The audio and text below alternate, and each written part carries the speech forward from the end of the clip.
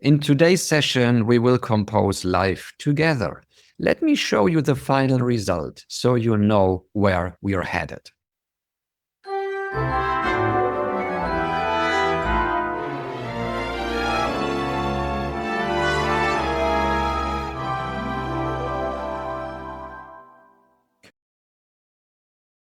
So here is the first step, and I usually start with a simple pattern. And in this case as well, it is a simple chord progression. So let's listen to that.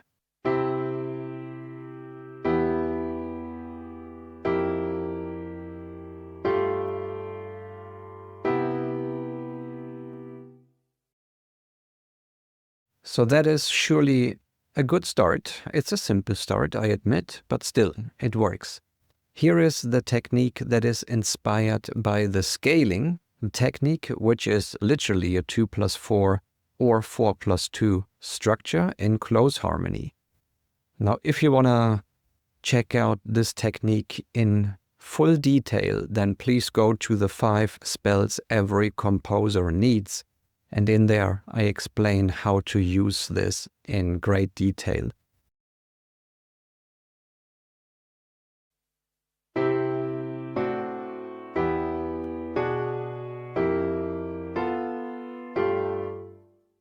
The root tones, I should mention, are only picked with the simple concept of no doubling and no 13.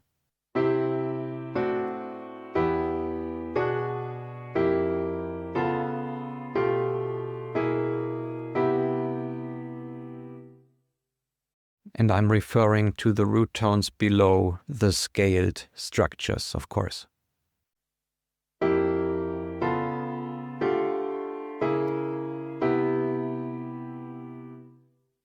So here I wanted to avoid the repeated note. So that's why I'm moving from the D flat in the root, in the bass register, to the natural D, back to the D flat and into the C note.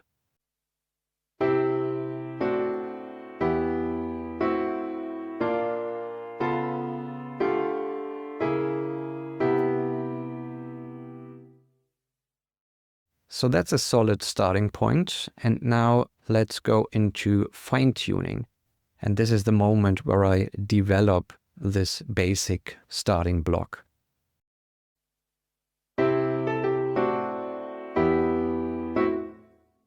So that's a nice little triplet rhythm. And I'm sure I will bring that back. There you go.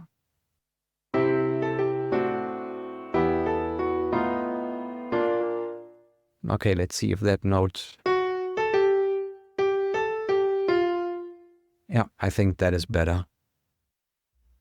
And now it's all about connecting the bass notes a little bit more.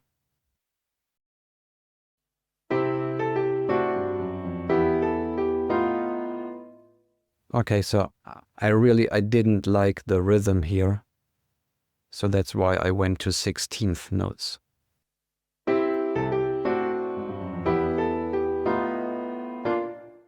Yeah, that's a nice pattern. I like that. So I will reuse this rhythm in the next few bars.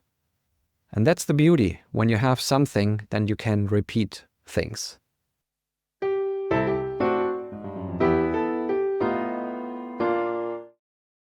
So it's taking shape here. Now let's simply more or less follow what we have already. That is why you are seeing me create this 16th run again.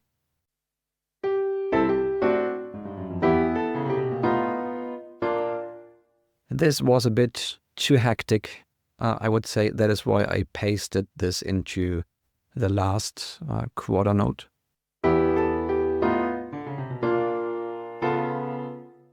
And it's a chromatic line. I really love chromatic lines. So that always helps if you want to connect the dots a little bit more. And here I wanted to use the triplet feel again. So yeah, I will actually repeat the rhythm from before with a little bit of variation.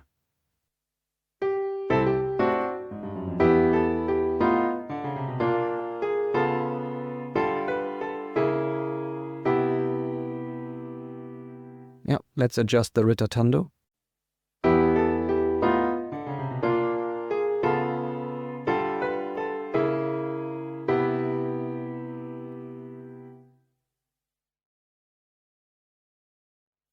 And now let's go into the orchestration.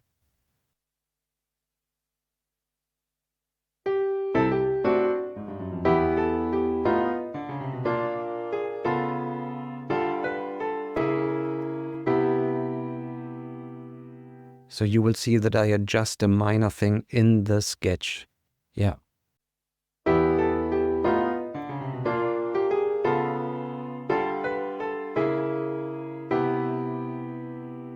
So now the last two bars follow the first two bars in the rhythm, at least. That is what I wanted to achieve.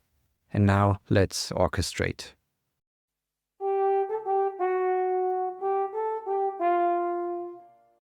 So I really like to start distributing the voices from the sketch to the orchestra.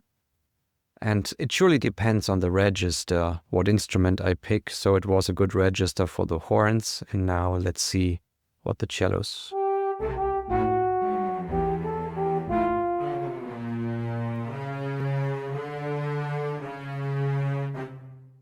sound like. Yeah, that was not bad. Let's double it.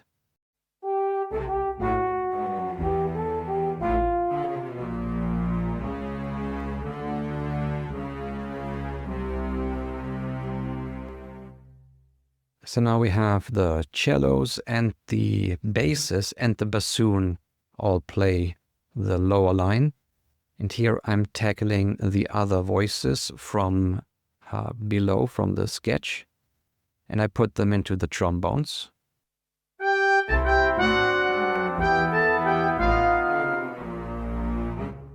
Yeah, I remember that the trumpet line actually didn't work, so I removed it.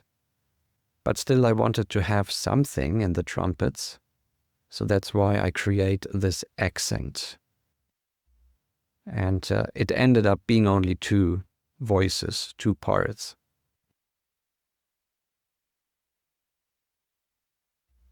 So let's listen to this section.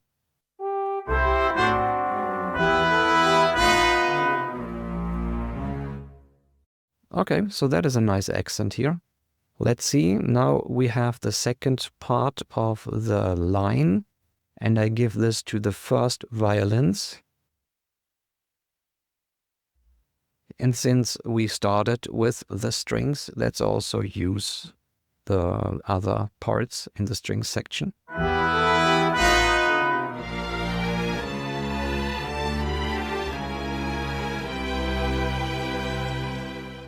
So these are all sketch notes, by the way.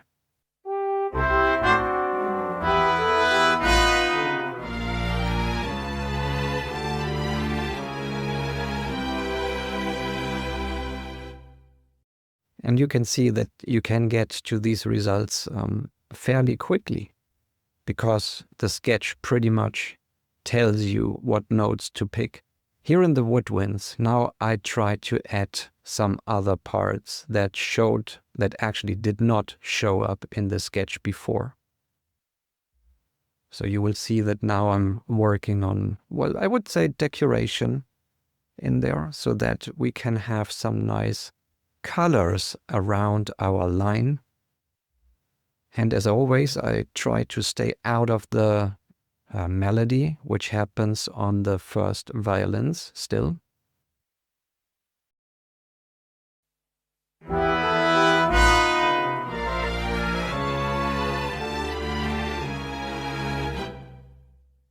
So that's not bad. And the woodwinds, they definitely have their own unique space up there. And they bring in a nice color. So let's continue this idea, because it would be very sad if we only heard this for one bar. So I want to bring this back again, and actually until the end of this little short piece.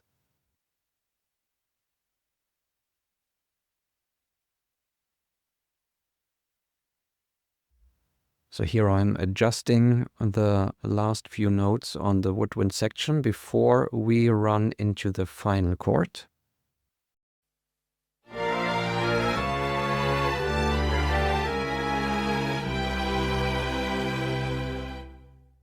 So I was surely hearing a trill at the end.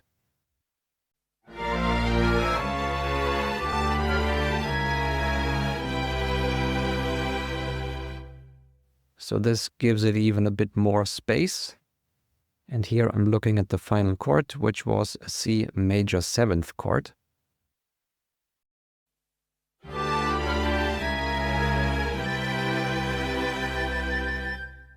So that's a nice ending. However, I didn't stay there.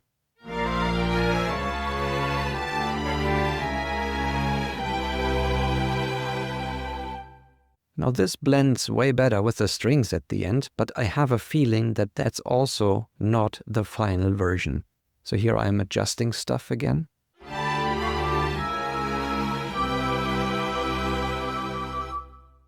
Okay, so let's see what the clarinets will do.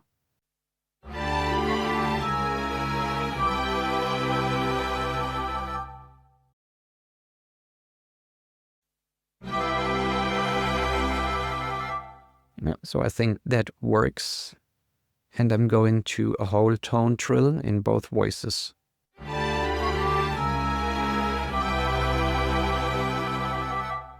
This is something that you would have to adjust manually.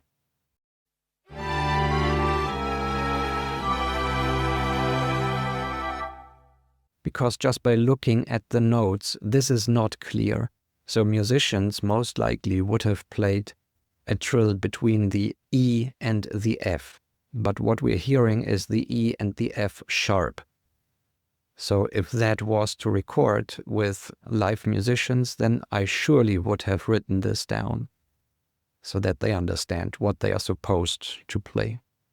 And here, let's now bring in some pizzicato violins, and I want them to stay in the background. That's why I'm using pizzicato. That's a very nice and quiet thing.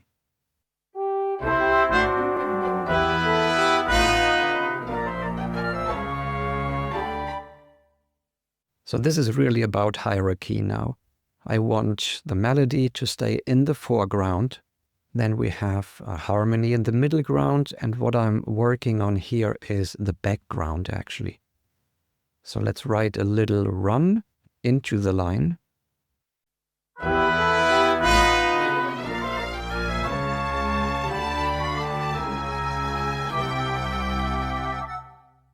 See how those details all come in later. So that is really something that I, learned pretty late in my career.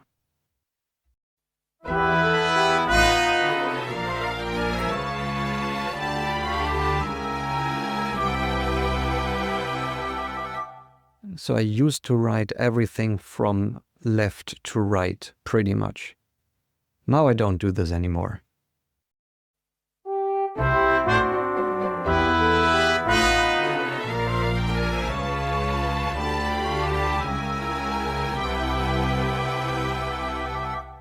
So that sounds decent already, but there are still a lot of holes in the orchestration.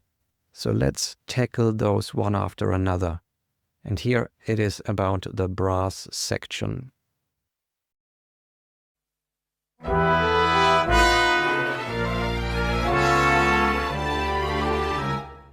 Definitely a bit too aggressive, but that is what I'm adjusting here. So I'm writing some nice sounding parts. In this case, all chromatic stuff, as you can see. That's fantastic.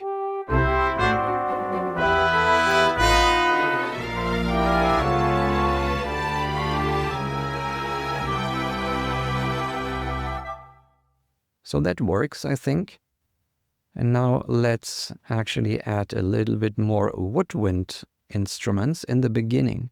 And here I also want to write a run so that this helps me blur the lines a little bit.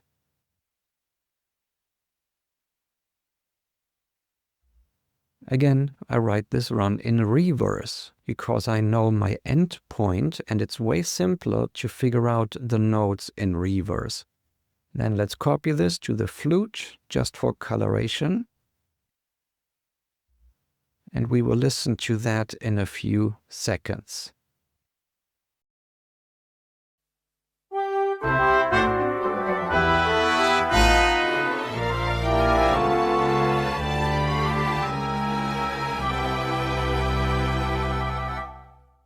Okay, so this adds a nice touch already. And now let's tackle the celesta.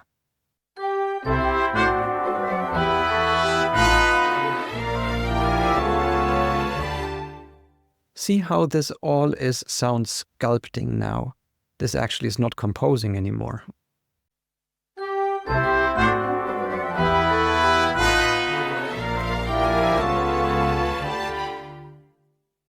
So to me, this is really all closer to production than to composition, at this stage at least.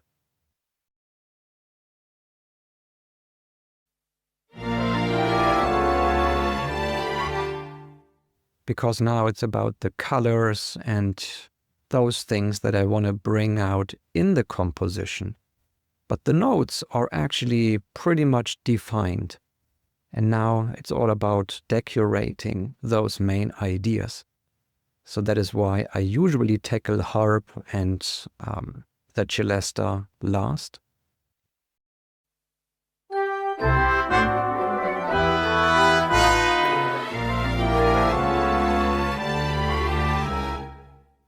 And here I try to keep it playable on the harp. So even if this was played with samples, of course, then you don't have to care about any of those pedalings or pedal positions. However, it's just good to know how a harp player would play these things, and then you realize quickly what actually can't be played in real time. So it's good to respect the musicians and their instruments, for sure. That's why I pay attention to that, even if it was played later with samples.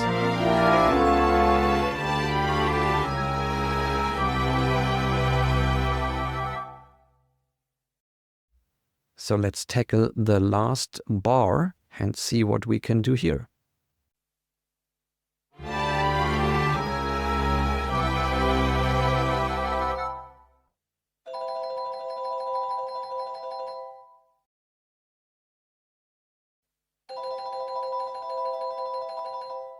So this all adds a little bit of shimmer on top, and you won't really hear it. But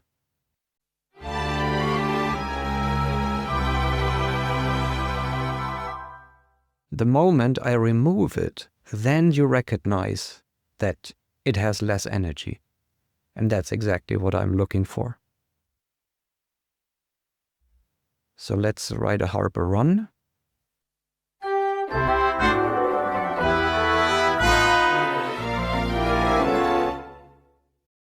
And see how the harp run actually does not line up with the woodwind run on top. Right, so that is just a nice smear of energy upwards, and that's exactly what I was looking for. So it's more about motion and movement and not so much about the clear rhythm.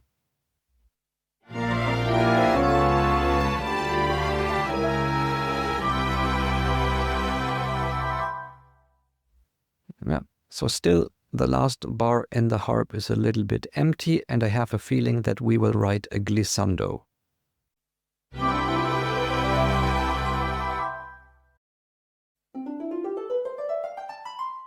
Nice and easy, just the C major scale. But we can actually make it a little bit wider, and here you're seeing that I'm struggling with the notation a little bit.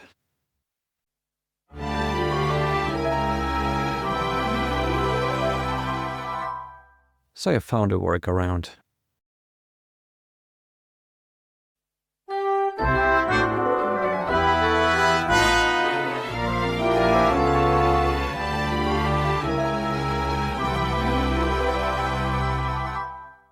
And now see these big empty holes in the brass section at the end. So let's fill those. And on top we have the French horns, that is the trombones. And they can play nicely together as chord companions, so to speak. But I also wanted to bring back the trumpets at some point. So let's see what we can do with the brass section in general. Let's listen to that.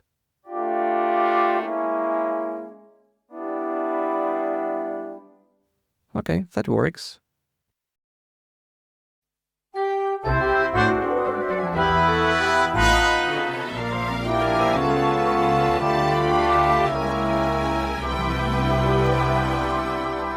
And now let's see what the trumpet can add, although I have a feeling that the trumpet seems to be too loud.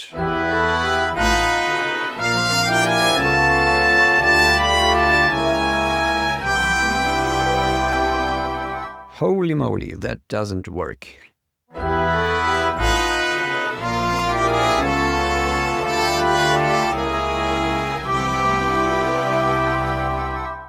Now that's better, I think. However, I removed the first bar here of that phrase so that the trumpet only comes in at around the end. And here I'm going into DVC in the second violins.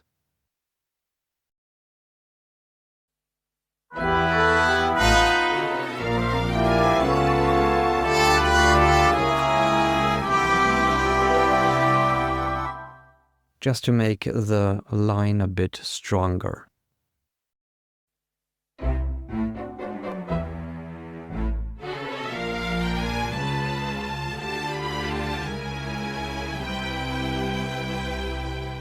So that was the strings section.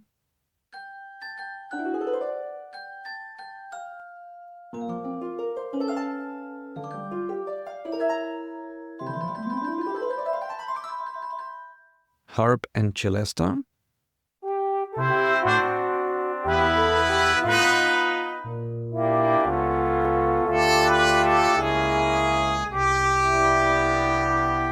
The brass section, and now finally the woodwinds.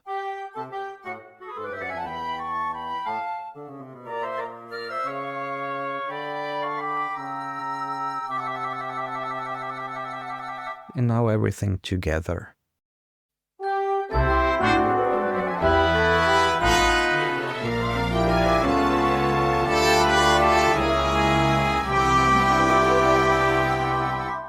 So from here I would go into the next steps in the production, which means programming the instruments a bit better so that they sound more realistic and adding some better space around it, like reverb. But that's essentially it. I hope you enjoyed this session. Please check out the Circle of Interval Magicians. That is our place where we interval magicians gather and share our magic and grow together. And I would love to welcome you there.